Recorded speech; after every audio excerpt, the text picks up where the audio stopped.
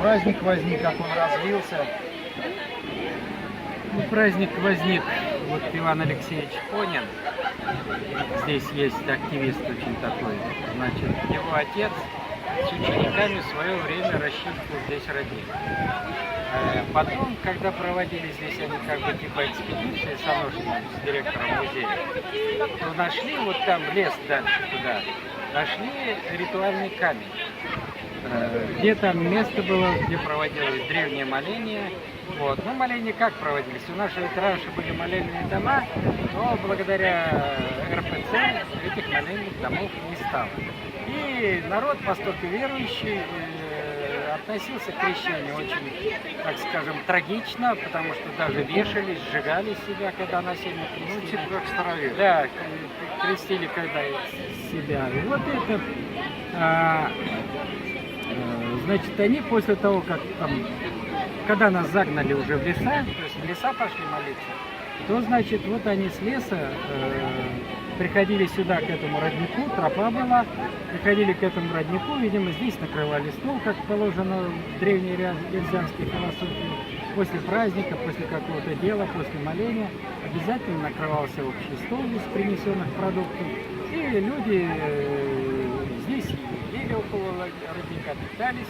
Ну и вот, когда вот отец Ивана Алексеевича родник этот восстановил, почистил, и когда нашли вот этот ритуальный камень, то Иван Алексеевич решил еще раз родник почистить уже по стопам отца, и организовал здесь, выгрели, вот колодец, видел, бетонный там, но он глубокий, он там 3 с лишним метра, это колодец, туда идет.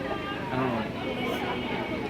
И здесь стали вот Николай Иванович Аношкин с музеем мерсианской культуры Лукояновским, вот они, значит, начали проводить здесь этот вот Рязань-Лисьма обряд. Проводились даже ритуально, можно сказать. Сначала ходили к этому камню, там, значит, проводили обрядовую часть, потом приходили сюда, уже на роднике как-то заканчивались. И первые 2 мероприятия, которые вот официально с помощью Лукояновского отдела культуры, вот, то выделялся автобус, даже туда ездили, потом привозили сюда. А тут, в общем, как бы для того, чтобы масштабность приобрел этот праздник, я вот тоже с Николаем Ивановичем переговорил, не против ли, чтобы сделать его региональным. Вот. Он говорит, ну, как бы, если ты сможешь это сделать, ну давай. И вот я пошел к главе Лукояновской администрации, Аганину Виктору Константиновичу, переговорил с ним. Он воспринял эту идею хорошо, но предварительно я переговорил в Министерстве культуры. У нас научно-методический центр народного творчества, это как у вас в Мордовии дом народного творчества, вот у нас такая же организационная структура есть, и там Столярова Наталья Александровна. Вот мы с ней поговорили, и как бы вот с главой администрации, и вот начали работать над этим мероприятием. Я-то вообще считаю, что это не как праздник. Ну, праздник, наверное, да, но никак не фестиваль, потому что здесь проходят как бы сразу 3 мероприятия, видишь? И как бы реконструкция исторических традиций, в том числе обрядовых, раз. Вторая, значит, но это никак не фестиваль, правильно? Вторая, значит, это фестиваль народной музыки, песни. Народного творчества. Да, народного творчества. Третья часть – это единоборства, которые были присущи нашему народу, которые проводим благодаря вот тебе. Значит, и как бы вот это я назвал даже, что это действие какое-то наше. То есть мы действуем по сохранению, по раскрытию вот этого рязанского родника культуры, ну, имеется в виду глубоком философском понимании. Ведь раньше Аристотель говорил, что культура – это вот вся человеческая жизнедеятельность. Вот это и есть культура. А мы-то сейчас узко понимаем культуру. Это песни, пляски, танцы, кино, там, книги, домино. Вот это культура, значит.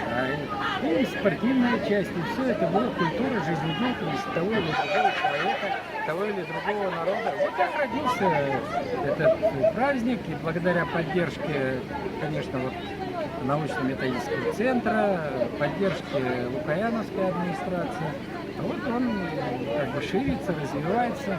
Ну, здесь я часто все критикую нашу областную власть, но в принципе вот как бы в последнее время поддержка была со стороны Министерства внутренней политики. Вот. Ну, в этом году, конечно, средства были выделены малые, а без средств, сам знаешь, ничего не сделаешь.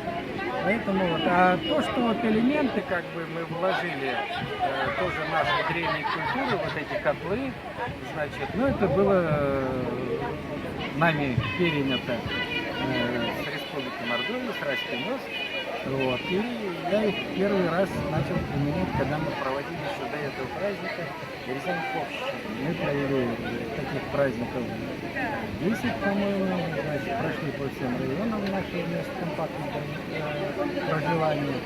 И уже когда здесь, то я как бы настоял, что вот эта часть, она должна тоже остаться, потому что она опять тоже сплачивает, символизирует нашу жизненную доброту, символизирует наше дружеское отношение ко всем гостям. Вот. И на самом деле, видишь, вот как продолжается.